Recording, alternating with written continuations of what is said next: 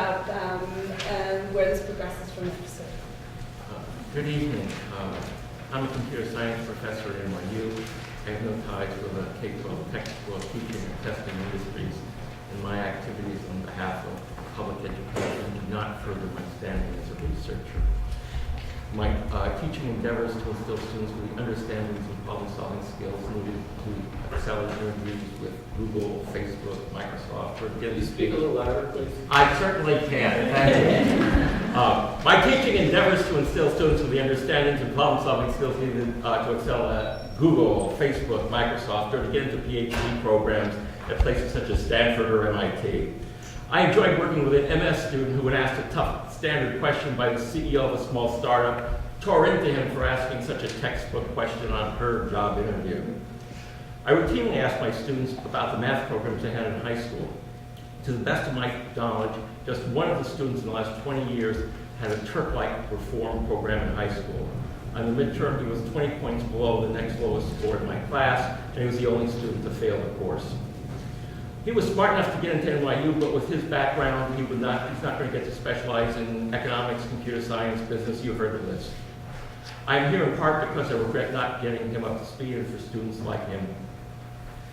It's time to sketch out the bigger picture of the math movement. I want you to understand where this stuff comes from, because it doesn't make any sense. You need to understand why there's so much misinformation about these programs and why some groups support them so passionately. Federal funding for K-12 math and science reform skyrocketed with the advent of Sputnik in 1957. I'll get up to the present time very quickly. By 1960, the federally funded program, the so-called New Math, took shape. It was supported by the National Science Foundation. It was supported by the president of the National Council of Teachers of Math. It was tested in the bedroom community of Palo Alto and elsewhere, Stanford and elsewhere. However, the program designers were abstract math professors. They designed an abstract program, and nationwide adoption proved to be a colossal failure. Its creators had underestimated the challenges of teaching an abstract K-12 program to mainstream students on mainstream schools on Main Street, USA. And so New Math disappeared. Its creators abandoned K-12 education forever and returned to the safety of academia. The next big reform began in the mid-1980s. This time, professors of math education combined with federal funding officials to design well-funded, radically new types of programs, including TURP, or as we call it, investigations.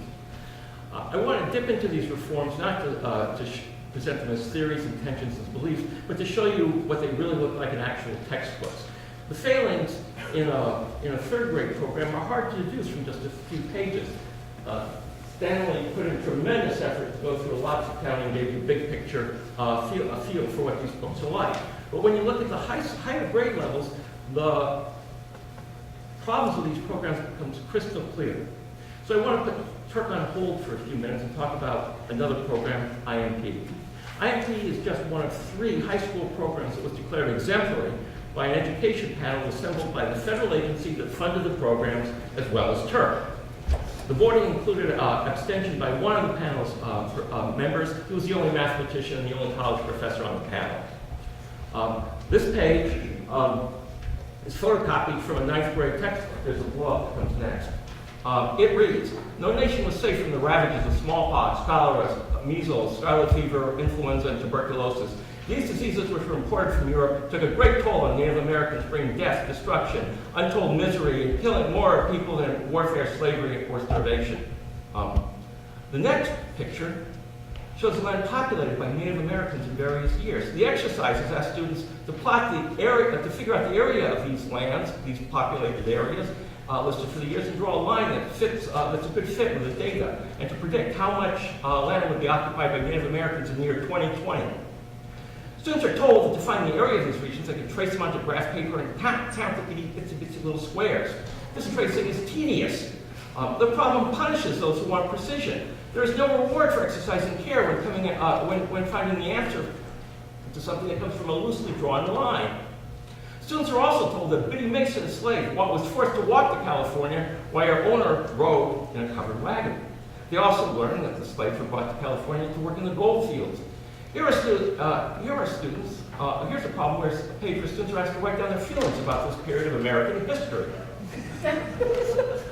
This 502-page textbook has only 30 pages that have equal signs, and most of them are not for equations. The book contains exactly one fundamental formula, apart from some trigonometry definitions in the back. What do you think this formula should be? One of those up there? The answer is on page 340, which presents the formula for the standard deviation of an experimentally determined set of data. The summation sign in this formula, there it is introduced on page 32, but does not reappear after page 35 until its use in this definition 300 pages later. Will students remember the semi-definition given 300 pages ago and understand the more general use in this formula? Probably not, but that's okay because the formula is wrong. The algebra for equations is covered in 2 pages. The first page says that equations come from homework exercises about similar triangles.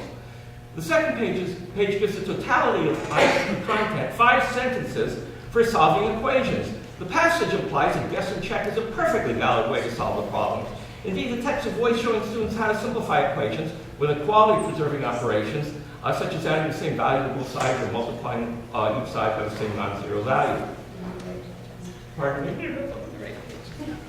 Yes, that's it. Some equations are easier to solve than others. Good to know. Sometimes you can guess. That's what it says.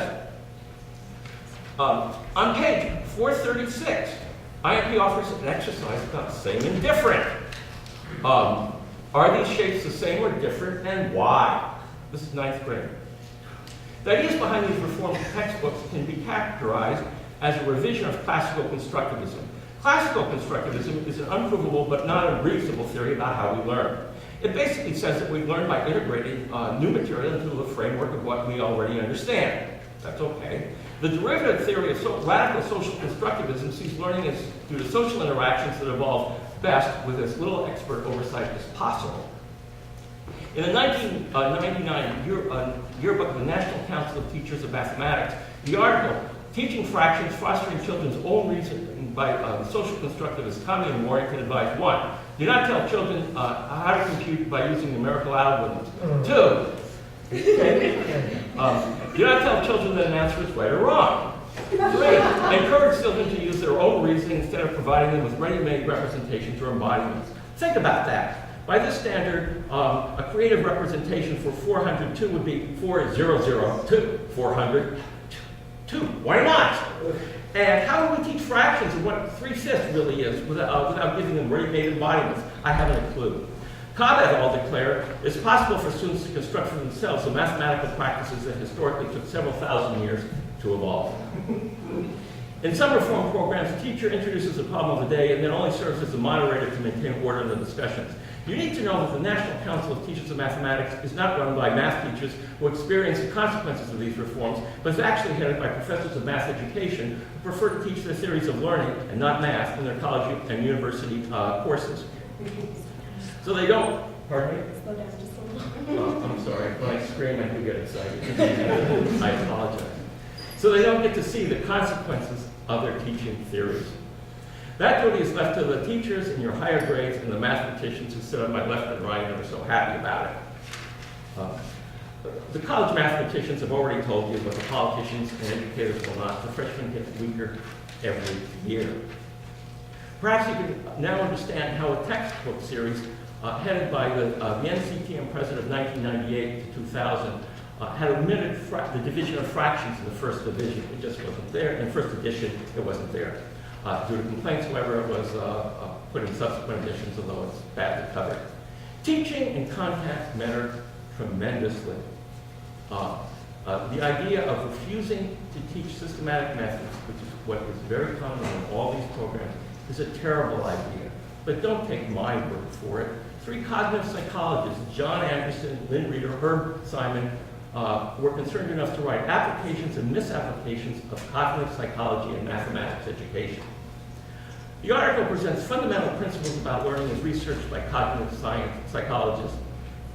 It expresses dismay over education papers that cite the cognitive psychology literature, but misrepresent the conclusions as being the diametric opposite of the actual findings.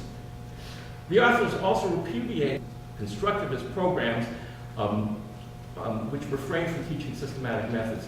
They explain that beginners are not ready to extract general principles from explicit examples and must therefore be taught the underlying principle directly. Simply put, they refute many of the main features of social constructivism. Are the threesome credible? Herb Simon won the Turing Award for making basic contributions to artificial intelligence, the psychology of human cognition, and list processing. The Turing Award is the equivalent of the Nobel Prize in computer science. Oh, and Simon also won the Nobel Prize in economics for his pioneering work in the decision-making processes within economic organizations. He won the National Medal of Science Award, and he won the American Psychology Association's Award for outstanding lifetime contributions to psychology.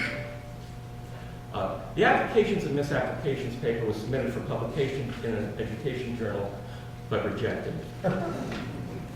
What about Turk in particular? Actually, you've heard a great deal about it. But you also need to know that because of the many substandard programs and validation studies, the federal What Works Clearinghouse was set up to vet studies to identify those where the research seemed credible. The vetting is not perfect, but it's fairly good.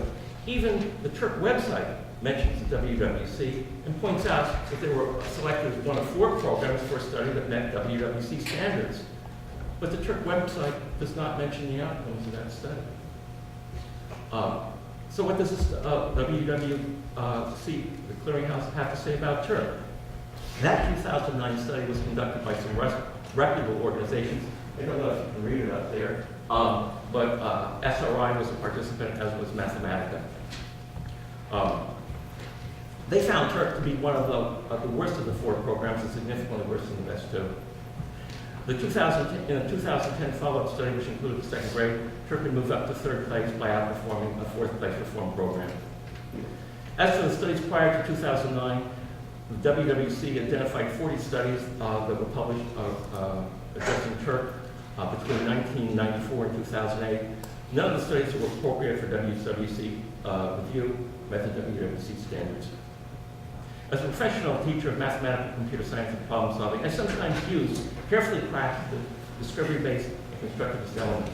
But that said, I remain in charge of the answers and teach all the insightful representations and methods. And my homework features lots of challenging ways to use the 1 or 2 fundamental concepts and methods in each lesson.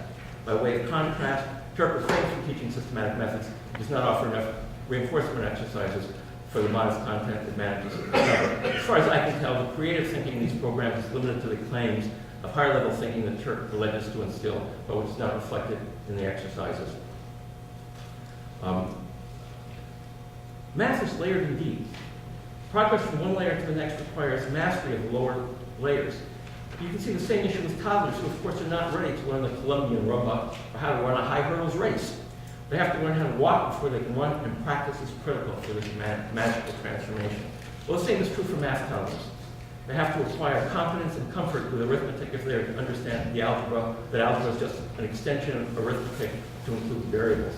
Multiplication, division, and fractions must become internalized and feel just as real as the integers 1, 2, 3 if the arithmetic of polynomials and the like are to be mastered. And without a sound understanding of polynomial arithmetic and fractions, your children might as well have college classes, the college calculus classes taught in Greek. In short, anyone who's not fluent in arithmetic or unable to solve simple algebraic problems effortlessly and reliably without thinking is mathematically illiterate and unprepared for a technical course.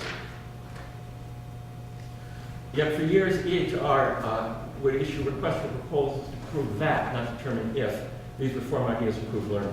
And each EHR, which was the funding agency for all of these programs, continues to spend hundreds of millions of dollars on these efforts as education professors with large grants are rotated into EHR agency positions to help them design award criteria and supervise grant awardings. Here's what else. Meanwhile, the WWC works quietly to discredit much of what EHR funds. Here's what else you need to know. Many EHR-funded education studies fail to provide enough information to determine if the conclusions are supported by the data. For example, one highly publicized study supported the effectiveness of Pearson's Turk, but it was based on data provided by Pearson.